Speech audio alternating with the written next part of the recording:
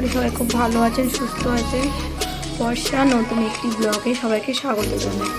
প্রথমে ছোটদের অনেক ভালোবাসা, বড়দের প্রণাম জানিয়ে আজকের ব্লগটা আমি স্টার্ট করলাম। তো আজ হচ্ছে বুধবার, এখন বাজে রাত্রে 9টা। তো আমি বুধবারে রান্না করতে চলে এসেছি। রাতের যে রান্নাটা হবে তা হবে 5 মিনিটের সবজি দিয়ে, একটু ডাঁটা এনেছিল বাবা, সেই ডাঁটা দিয়ে সব সবজি দিয়ে একটু তরকারি করবো।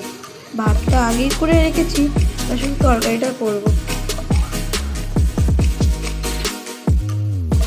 তরকারির জন্য প্রথমে কড়াইতে একটু তেল দিয়ে নেবো, তারপরে আলু সবজিগুলো সব একে একে দিয়ে ভেজে নেব।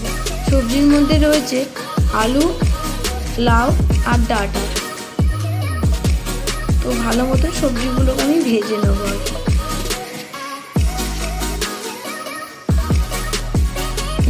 5-10 মিনিট ধরে সবজিগুলো ভেজে নেবো ধিমে আছে, যাতে সবজিগুলো ভেতর থেকে একটু লাল লাল হয়ে আছে। এই তরকারির জন্য আমি একটু পেঁয়াজও কেটে নিচ্ছি।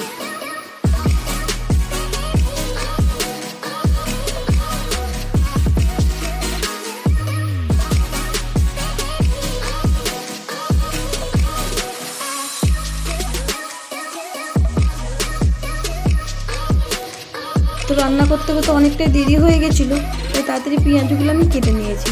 এবার যে সবজিগুলো ভাজছিলাম ওর সাথেই পেঁয়াজটাকে দিয়ে নেবো। একেবারে পেঁয়াজ আর সবজি আমি একসাথে ভেজে নেবো ভালো করে।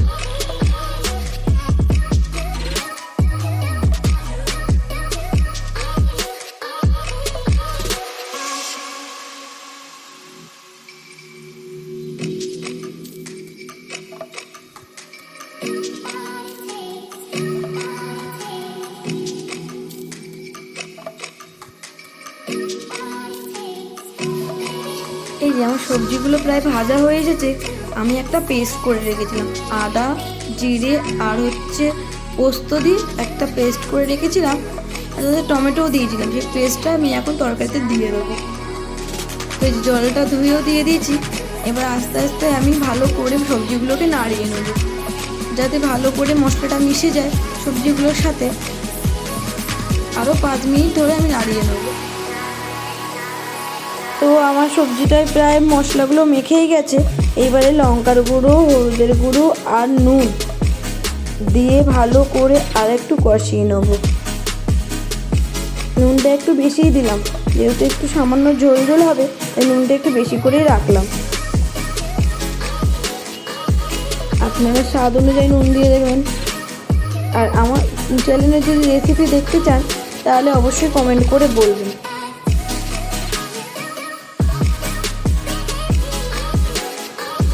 এই দেখুন কি সুন্দর তেল ছাড়তে শুরু করেছে এখনই।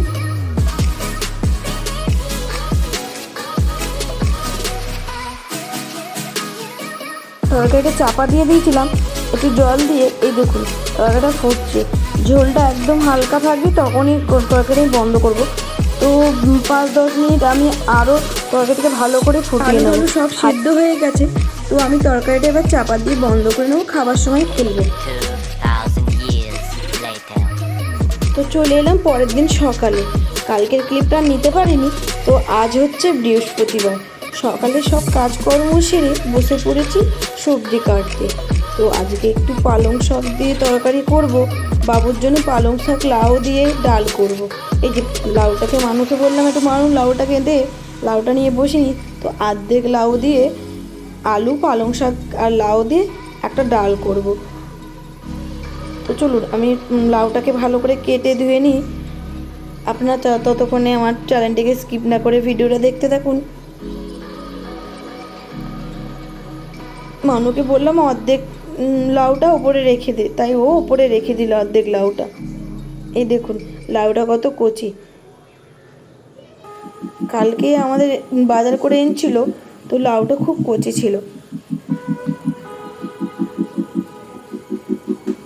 এই যে আমার লাউ কাটা হয়ে গেছে।